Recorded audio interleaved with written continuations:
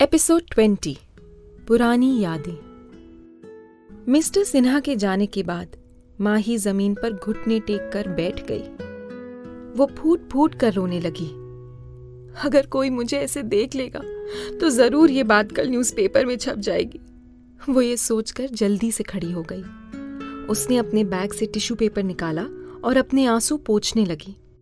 शानू ने बहुत अच्छे मेकअप प्रोडक्ट्स यूज किए थे जिससे उसका मेकअप बिल्कुल नहीं बिगड़ा, पर मेकअप उसके उदास चेहरे और दुख भरी आंखों को नहीं छुपा सकता था। उसको देखकर कोई भी बोल देता कि वो खुश नहीं है। अगर इस हालत में किसी ने उसकी फोटो क्लिक कर ली तो अच्छा नहीं होगा, इसलिए वो होटल के टेरेस पर चली गई। युवराज, तुम यहाँ क्यों आए? मैंने कहा था ना कि तुम्हें यहाँ आने की कोई जरूरत नहीं है। रागिनी युवराज को होटल के टेरेस पर ले आई। रागिनी, बाहर बहुत तेज हवा चल रही है, किसी भी वक्त बारिश हो सकती है। मैं नहीं चाहता तुम भीगकर बीमार हो जाओ, इसलिए मैं ये छाता ले आया।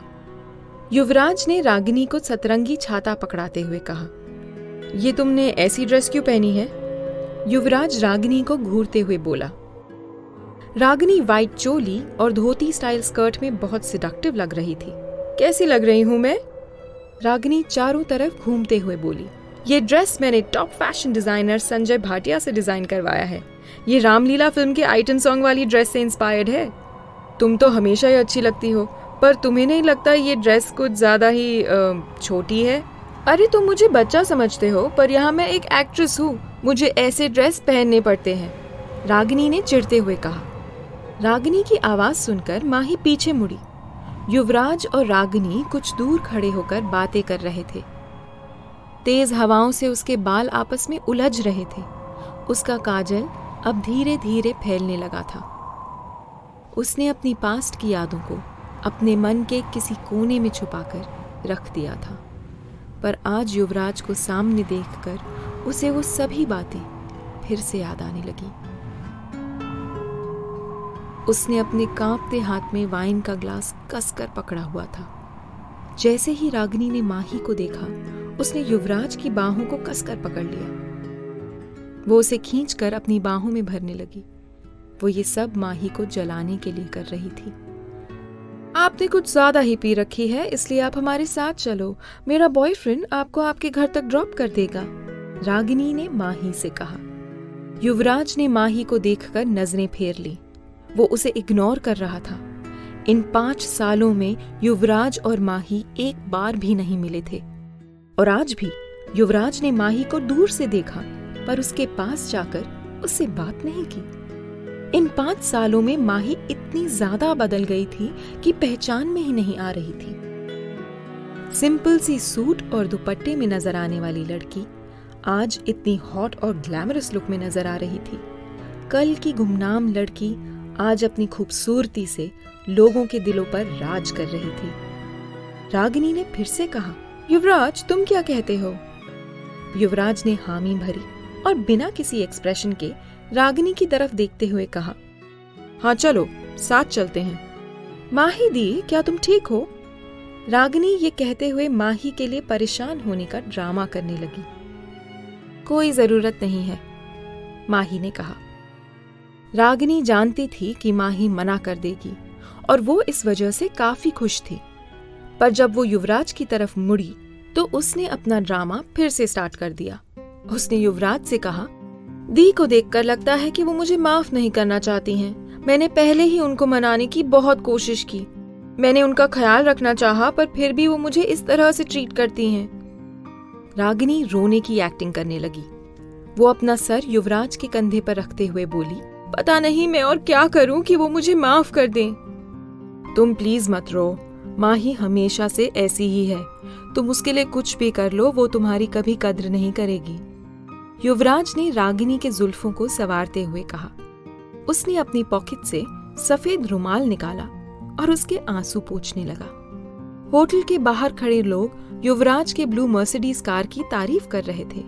वो लोग कुछ इस तरह की बातें कर रहे थे, ये मर्सिडीज है, ये तो बहुत महंगी है, किसी ने कहा।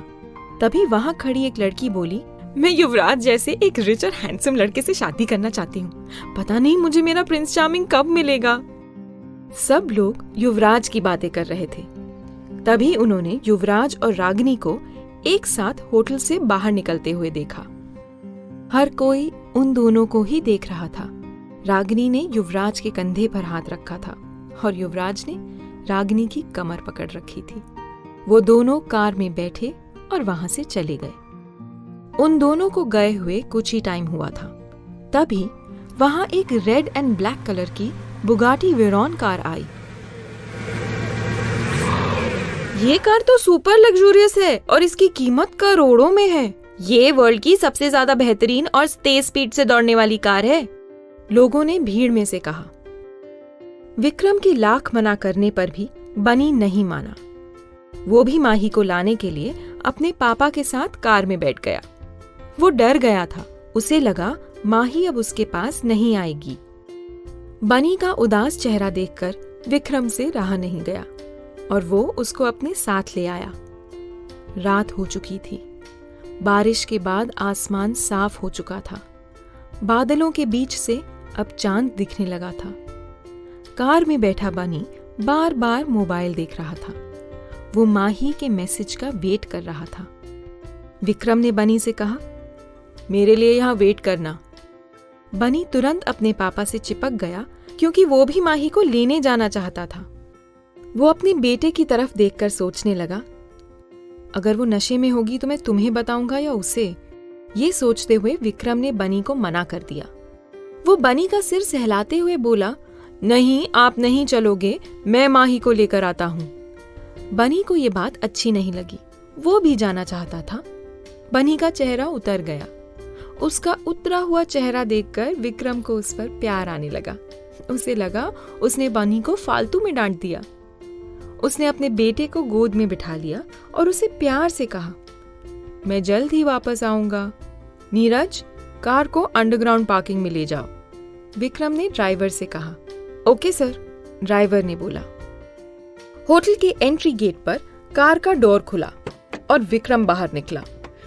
मीडिया के कुछ लोग अभी भी वहां मौजूद थे। उसके कार से उतरते ही सब उसके पीछे पड़ गए। सर, एक सेल्फी, सर, ऑटोग्राफ प्लीज। उसने ब्लैक कलर टक्सीडो सूट के साथ वुडलैंड के ब्राउन कलर के फॉर्मल शूज पहने थे। उसकी पर्सनैलिटी बहुत चार्मिंग थी। वहां विक्रम के बारे में बातें होने लगी। विक्रम ओबरॉय, युवराज तो विक्रम ओबरॉय के सामने कुछ भी नहीं है। वहां खड़े लोग बोल रहे थे। सर, ऑटोग्राफ प्लीज, एक लड़की ने कहा। अब मुझे समझ नहीं आ रहा है कि वो इतनी रात को होटल में अकेले क्यों आया। इस वक्त उसे क्या काम हो सकता है? भीड़ में खड़े एक रिपोर्टर ने कहा। कौन जानता था कि वो एक लड़की को लेने के लिए यहाँ आया होगा। मगर ये अफसोस की बात है कि वो लड़कियों के करीब नहीं आते हैं। क्या उसे लड़कों में इंटरेस्ट है? तुम बकवास कर रहे हो। अगर वो लड़कों में इंटरेस्टेड है तो फिर उसका बेटा कहाँ से आया? मुझे लगता है कि विक्रम ओबरॉय बहुत इमोशनल है। वो सिर्फ अपने बच्चे की माँ से ही प्यार करता होगा। इसी तरह सब अलग अलग बातें करने लगे। वो सबके सवालों को नजरअंदाज करते हुए होटल के अंदर चला गया। वो माही को ढूंढते हुए होटल के सबसे टॉप फ्लोर पर पहुंच गया। वहां उसे एहसास हुआ कि एक्टर्स और क्रू मेंबर्स पहले ही निकल चुके थे। होटल पूरा खाली था।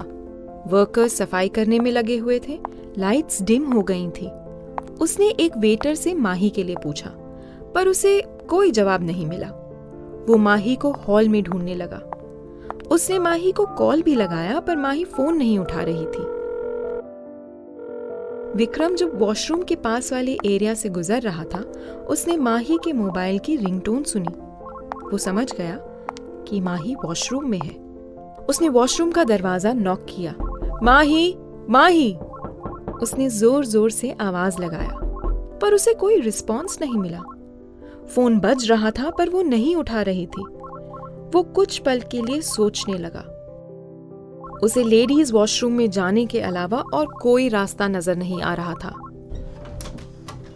माही, माही!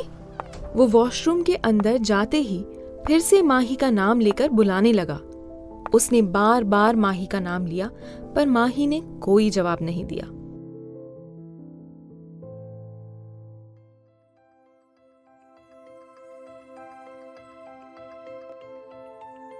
यहाँ बस इतना ही। आगे की कहानी जानने के लिए सब्सक्राइब करें पॉकेट एफएम चैनल को और बेल आइकन क्लिक करके अगले एपिसोड का नोटिफिकेशन पाएं। लेकिन आप सारे एपिसोड अभी सुनना चाहते हैं तो डाउनलोड करें हमारा pocket FM app. Link description में है, जहां आप पाएंगे इस शो के सारे एपिसोड्स और साथ ही इसके जैसे और भी बेहतरीन शो। तो देर किस बात की, अभी डाउनलोड करें पॉकेट एफएम ऐप।